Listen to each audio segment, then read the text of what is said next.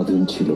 1757 সালে মুর্শিদাবাদের পলাশীর আমবাগানে ব্রিটিশ ইস্ট ইন্ডিয়া কোম্পানির বাহিনীর কাছে পরাজিত হয় বাংলা, বিহার, উড়িষ্যার নবাব সিরাজ উদ্দৌলা। এরপর থেকে ইস্ট ইন্ডিয়া কোম্পানি ধীরে ধীরে গোটা ভারতবর্ষকে পরাধীনতার শৃঙ্খলে আবদ্ধ করে নেয়। ভারতবাসীরাও ব্রিটিশদের অত্যাচারের বিরুদ্ধে প্রতিবাদ প্রতিরোধ গড়ে তোলে। একদিকে ব্রিটিশদের শাসনের নামে অত্যাচার, শোষণ, অন্যদিকে বিপ্লবীদের সংগ্রাম। এরকম এক উত্তাল সময়ে 1889 সালের ডিসেম্বর মাসের 3 তারিখে মেদিনীপুরের হবিবপুরে বাবা ত্রৈলোক্যনাথ বসু ও মাতা লক্ষ্মীপ্রিয়া দেবীর ঘরে জন্মগ্রহণ করে বাংলার বীর সংগ্রামী ক্ষুদিরাম।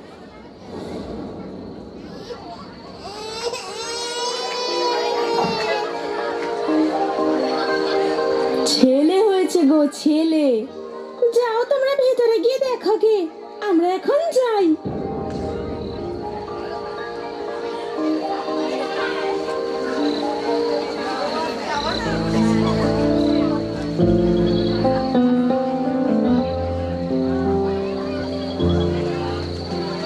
আমাদের ছেলে হয়েছে, কিন্তু তোমার মুখে হাসি নেই কেন লক্ষ্মীপ্রিয়া?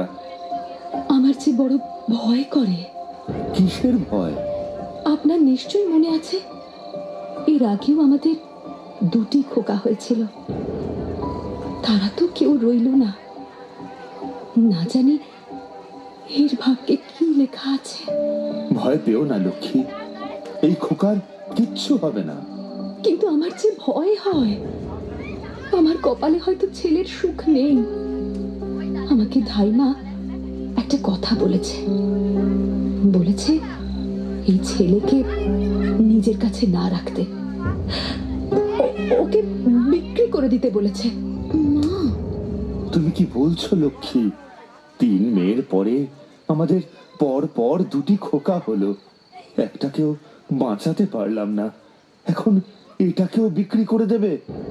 অপরূপা, বলো মা। আমি চাই এই ছেলের দায়িত্ব আজ থেকে তুই নে। আমি ওকে তোর কাছে বিক্রি করে দেব। ওর উপর আমার আর কোনো অধিকার রাখবো না। তুই তুই জামাই বাবা জীবনের সাথে কথা বল। তুই আমাকে 3 মুঠো খুঁত দে। ওই খুঁত দিয়েই তোর ভাইকে তুই কিনে নে মা। মা,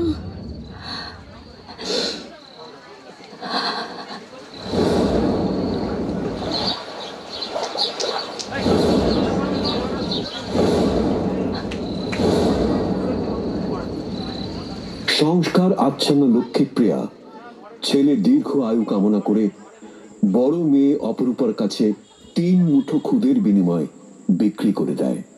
তাই খুদ থেকে নবজাতকের নাম হয় ক্ষুদিরাম। ক্ষুদিরামের বয়স যখন মাত্র 5 বছর, তখন তার মা লক্ষ্মীপ্রিয়া মারা যান। মা লক্ষ্মীপ্রিয়ার মৃত্যুর ঠিক 1 বছর পর, অর্থাৎ ক্ষুদিরামের 6 বছর বয়সে মারা যান ক্ষুদিরামের বাবা ত্রৈলোক্যনাথ। এরপর বড় দিদি অপরূপা ছোট বোন ননিবালা ও ভাই ক্ষুদিরামকে পাকাপাকি ভাবে নিজের শ্বশুর বাড়িতে নিয়ে যান। ক্ষুদিরাম খুব অল্প বয়সেই দেশ মায়ের সেবায় নিজেকে নিয়োজিত করে, স্বাধীনতা সংগ্রামী গুপ্ত সমিতির কার্যকলাপের সাথে জড়িয়ে পড়ে। এছাড়াও শরীর চর্চা, লাঠি ও তরোয়াল চালানো,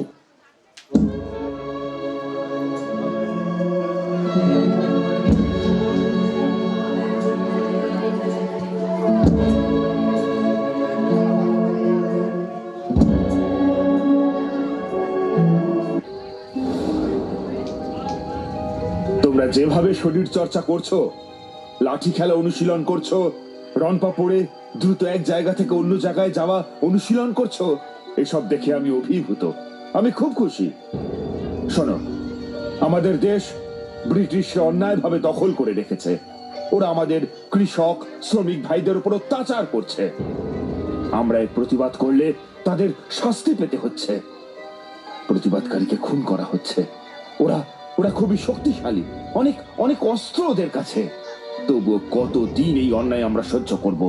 আর নয়, আমাদের দেহে প্রাণ থাকতে আমরা আমাদের দেশ মাতাকে ইংরেজদের হাতে বন্দী হয়ে থাকতে দেব না। ইংরেজদের শোষণের বিরুদ্ধে লড়তে হবে আমাদের। তার জন্য শক্তি সঞ্চয় করতে হবে।